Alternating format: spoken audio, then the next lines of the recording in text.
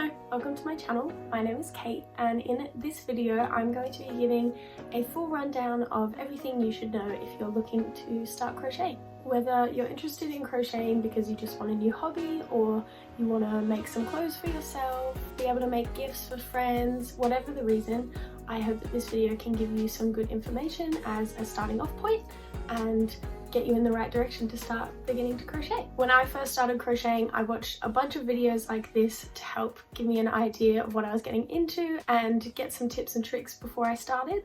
So first I'm going to go through what exactly crochet is and also its different types and what you can do with it. And then I'll be giving a rundown of yarn, everything you need to know, where you can get it, what types to use, things like that.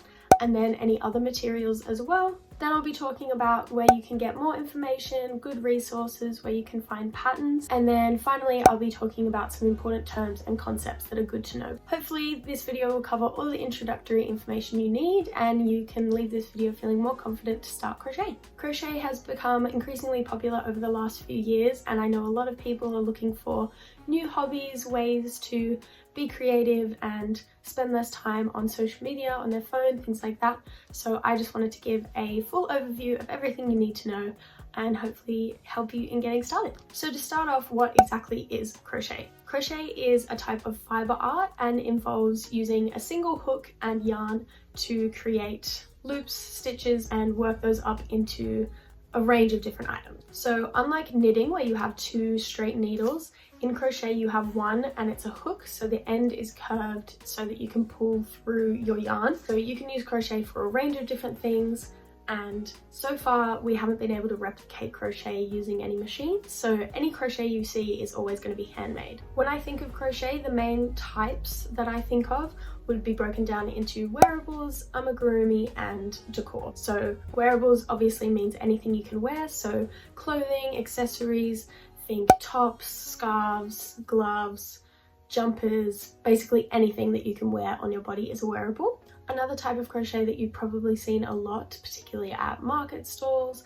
is amigurumi, and that is the Japanese name for creating stuffed crochet projects, so stuffed animals, toys, characters, things like that. And then decor would just summarize basically anything else that isn't covered by those two categories, so blankets, coasters, table mats, decorations for around the house like bunting, baubles. There's something called tapestry crochet, which involves making a pixel grid and crocheting or using single crochets, which is one stitch, to create designs like this. Depending on how it's worked up, you can use crochet for pretty much anything. So at the most basic level, all you need to crochet is a hook and some yarn. So yarn can come in any number of shapes, sizes, materials, and depending on the hook size and the project that you are making, there is so much variation in what yarn you can use to crochet. It can be sold and referred to as a skein, a ball, donut, cake, hank. There are many different fibers that yarn can be made up of, which you can generally split into synthetic and natural. So synthetic fibers would be anything like acrylic, polyester, anything that's artificial or man-made. Natural fibers would include animal fibers, so wool, alpaca, things like that, or cotton, linen, bamboo, any naturally occurring fibers that we can get from the world around us. So I would say that acrylic yarn is probably the most beginner-friendly yarn. It's generally quite affordable. There's a lot of variation in color and style, and it's quite easy to work with, and it should be easy to find in anywhere that will sell yarn. You can pretty much depend that acrylic will be there. As I said, there's so much variation across brand and type of yarn, but in general, some fibers will be naturally warmer or more breathable, or have more drape or be more stiff than others. So in general, things like acrylic, polyester, wool are all quite warm, whereas cotton or bamboo fibers are often a little bit more breathable and light, so a lot of people use them for making lighter clothes or something like a bag. The correct yarn to use will depend entirely on your preference and also the kind of project you are looking for. Some people really like acrylic because it's easy to find, easy to work with, and there's so many options, whereas other people prefer to use natural fibers as it's a little bit more sustainable. Different yarns will work best for different projects. So something like cotton is great for making a coaster or a placemat because it's heat resistant, or something like a bag because it generally tends to be a little bit stiffer, whereas something like acrylic might be good for making a jumper or a beanie because it can be quite soft and warm. So other than what it is made of, the other key metric for differentiating yarn is the weight or its thickness. Unfortunately, in Australia, we don't have a super consistent method for categorizing yarn, and we tend to borrow from the US, UK, other places. So it can depend on where the yarn is actually manufactured in, where it's being sold, but I've put a resource in my description box to kind of convert and hopefully clarify when you're looking for yarn what it actually means. So the weight of your yarn will really dictate how your final project comes out, and it will also influence the choice of hook size you use. So for example, this yarn here is categorized as a number 3 light yarn. So I believe these categories are originally from the US, but some yarn that you find in Australia will be categorized this way and it'll just be on the label. So this one here is a size 3 and it recommends a crochet hook size of 4.5 millimeters. A lot of the time when you buy yarn, it's really easy. You can just look at the yarn and it will tell you how big it is and generally what size hook to use. You don't always have to use the exact hook that is recommended for a yarn size. For example, if you're looking to make something with more holes and a little bit more movement and drape, you might want to use a bigger hook with a smaller yarn, and that will create a lot more air and holes within the project. Or if you size down with your hook, you might be able to create something really tight that doesn't have many holes at all. So when it comes to actually buying yarn, there are a number of different places you can go. In Australia, you can find it in a wide range of stores. So places like Kmart or Big W have a small range. Obviously, there are craft stores such as Spotlight, which is where I buy the majority of my yarn.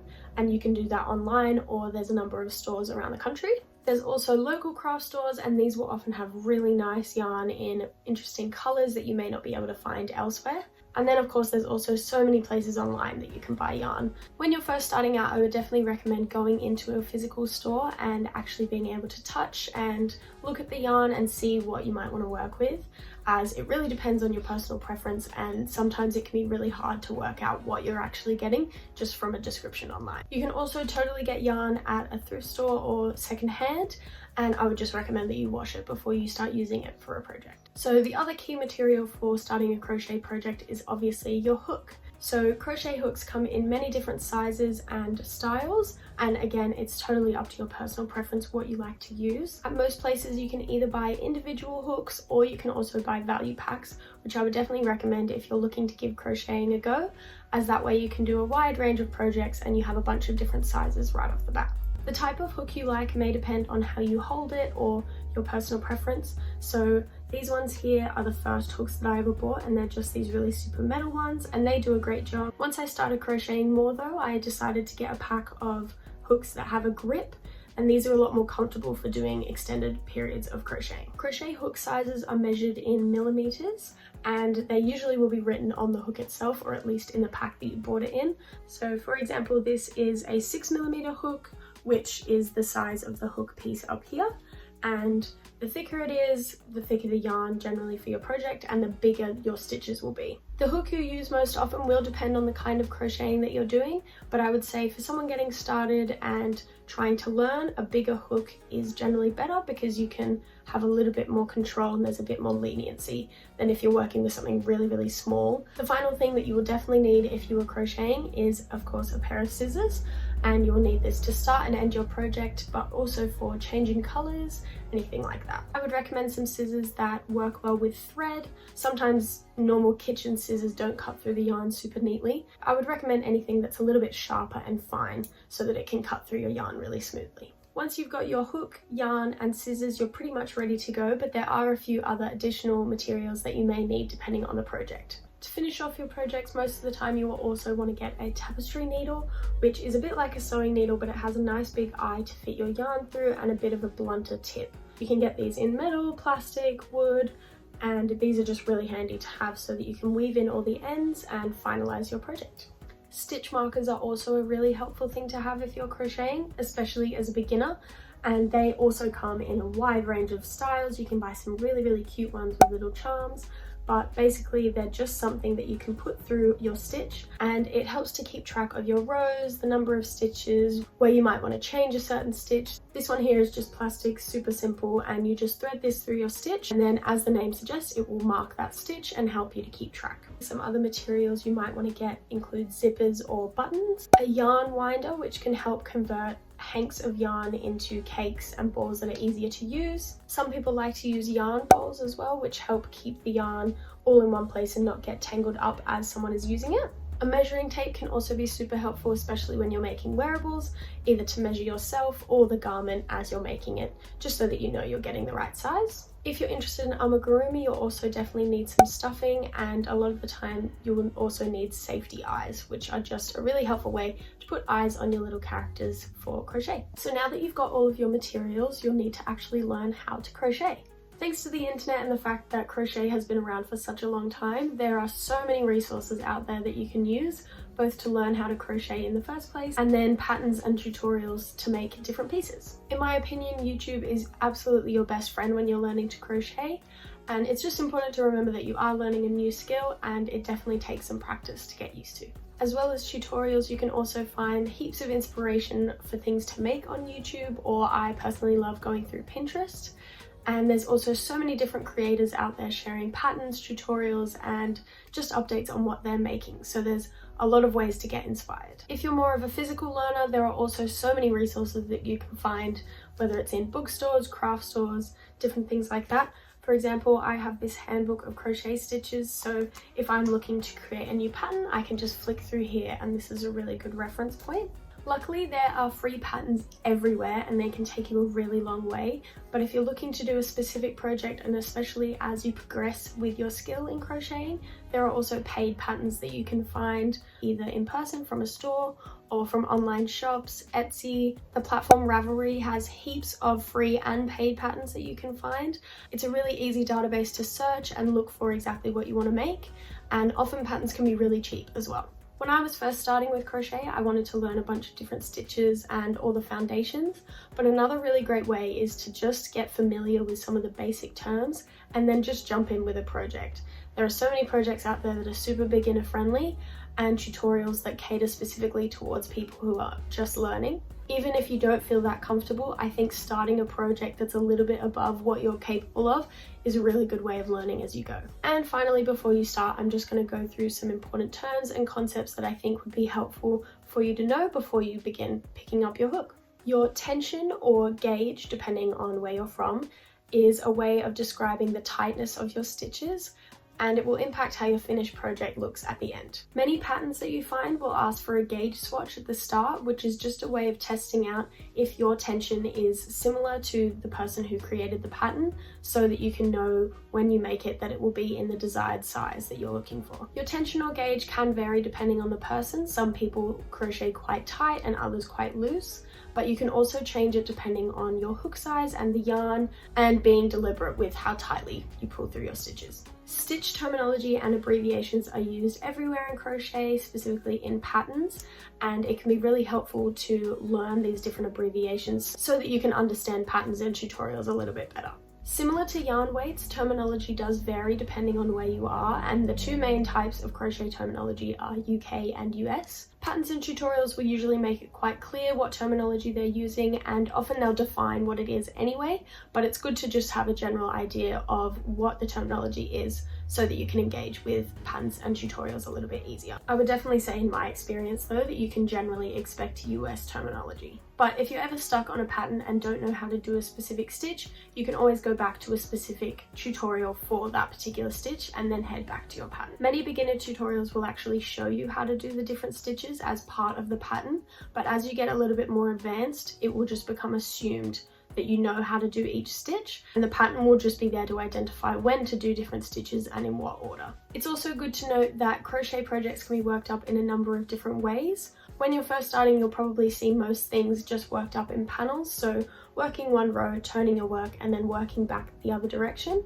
which will then over time create a panel. Projects can also be worked in the round or in a continuous spiral. Again, this will usually be identified in the pattern or tutorial, and it will just depend on what you're making, which way you want to work it up. There are heaps of different stitches in crochet, and each of these will look slightly different and also use different amounts of yarn. So again, it just depends on the project and what you're personally looking for, which stitch you'll have to use. If I was to recommend a few skills to get comfortable with when you're first starting crocheting, they would include a magic ring or magic circle, a slip knot, foundation or starting chain, slip stitch, single crochet, half double crochet, and treble crochet, fastening off and securely weaving in your ends, changing colours, different methods for joining yarn, whether that's to change colours or because you've run out of one skein and need to connect a new one. And a lot of beginners also love starting with granny squares or the granny cluster stitch, and this is just a variation on a double crochet. It may feel daunting at first and that there's so many different stitches to learn, but once you get an idea of the general way each of them are worked up, you'll realise there's just one specific thing that you'll change, and that can create a completely different stitch. Blocking is another thing you might want to know about, which can be used at the end of your project to customize the size and shape of your project. The final thing I've got on my list is drape, which is just a word used to describe how an item will usually sit. It's generally used for wearables, and it's talking about the movement and how something will lay, whether it's more stiff or if it's got more drape, that means it's a little bit more flowy and there's more movement in the piece. And that's everything I've got. So I hope this video has been helpful and has given you some good information to take with you as you begin crocheting. I'm hoping in the future to start putting out some beginner tutorials, so keep an eye out for those. Thank you so much for watching this video, and I hope it has been helpful. If you're looking to get into crochet or are just interested in hobby and crochet content, please subscribe, and if you've enjoyed the video, give it a thumbs up as well. If there's anything else you feel unsure about or have any questions, feel free to put them in the comments below. I wish you all the best with your new hobby, and hopefully see you soon with another new video. Happy crocheting! Bye!